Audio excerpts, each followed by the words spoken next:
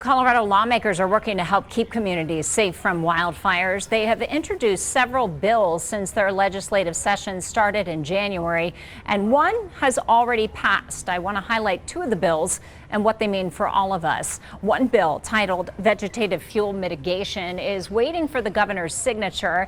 It allows but does not require fire protection districts and certain metropolitan districts to create a program to make private property owners get rid of fire fuels like dead and dry vegetation.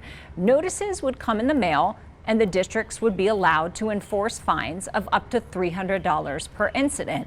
Fines can be waived and exceptions can be made for people with disabilities. The revenue must be put back into fire mitigation on private property within that same jurisdiction, with priority to low-income, single, senior, or disabled owners. I spoke with the deputy fire chief at Colorado Springs Fire, and he told me this would not impact the city of Colorado Springs, but it could impact smaller fire protection districts like Ellicott and Hanover fire protection districts. One bill still under consideration would use AI to quickly spot wildfires.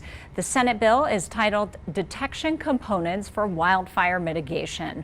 It would allow the state to reach agreements with AI technology vendors to operate a system of cameras that would use AI to detect wildfires.